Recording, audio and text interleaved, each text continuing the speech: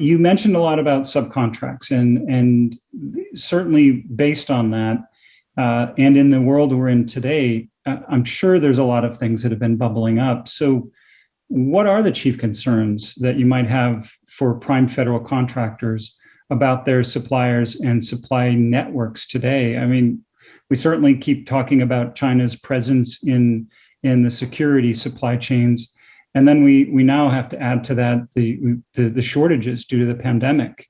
So there's a lot going on in the supply chain. So what are your views about those major concerns? Well, supply chain never comes without challenges. So that's what we're all about. But you add a global pandemic and national security concerns all at once, and our job has gotten extremely hard in the federal space in the last year, I will say. But as always, we're up for a challenge.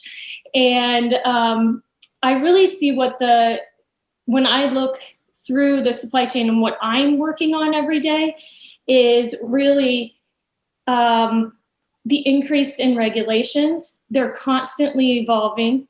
I'm putting more and more resources, including myself, going out to really hear what's going on, prepare ourselves. And at CACI, we've really developed a strong cross-functional team. It's not only supply chain, it's legal, it's government relations, our cybersecurity team, security itself, CIS. We're all working so hard to make sure that our infrastructure is not only compliant, but prepared for any type of situation, and that we are serving our customers properly through having the right type of infrastructure for them. And then also making sure our entire supply chain is going through the same process with us. So as a supply chain professional, what I've done for our department is build out our procure-to-pay system to actually look at our entire supply base, get information back from them, and store it on how they are going to be secure.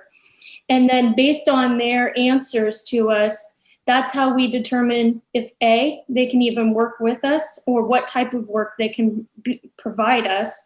And then two, what types of terms and conditions do we need to flow down to them?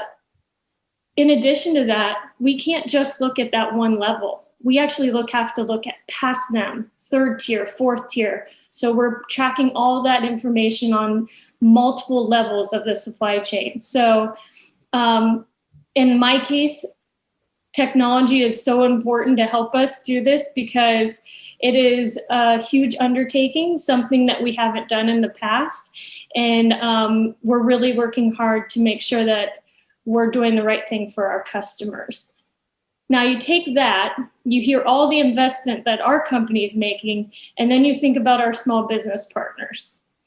And our small business partners, they don't have all the resources that are available to a company that's large. So what I've been trying to do for my small businesses is communicate with them. What are the changes coming? I send out communication via our procure-to-pay system. And in December, the executive director of risk management, enterprise risk management, and myself, we went and we provided training for our small business partners on CMMC, cybersecurity, all the new regulations that are coming out, because they have to be prepared and come along with us through this journey. And it's not as easy for them. So we're definitely trying to help where we can. Well, that sounds like a lot of great efforts to make sure you have a productive relationship with your subcontractors, particularly understanding their issues and their concerns, and bringing training into that certainly is very powerful to ensure that your supply chain is working well. Do you have any other things you would draw on about how to make sure those relationships are powerful and productive? So in our case at CACI, what we really strive to do is to have really meaningful conversations with our customers and understand what expertise and technology they need, and then go back and find the right partners to help us create and innovate those types of products for them. And it's really a team effort, to be honest, to find those right partnerships. It's procurement, it's our small business liaison officer. We have a department called strategic investments and partnerships, business development. We're all talking to people, seeing what type of innovative products are out there that we can pair up with and really develop the best products for our customer. So that's where we focus a lot. But I will say, when I think about partnerships, I not only think about our entire supply chain, but I also think about the fact that we are partners with our clients, our customers. And really that red thread of their needs and expectations actually has to flow through the entire supply chain. So that means we need to have trust. We need to have really solid deliverables that are defined in the contracts. We have to have fair and not overly burdensome terms and conditions. So all of those things have to work together and really be the thread through the entire process so that the entire contract is successful and that we're all very strong partners from the beginning all the way to the end. So we talked a little bit about sort of China and the pandemic and the now. We talked a little bit about how you maintain those relationships to make sure they're productive. Let's talk a little bit about the future.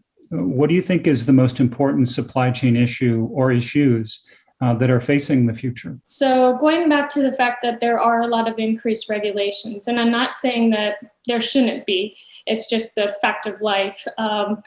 With that often brings a lot more investment by companies in order to play in the federal space.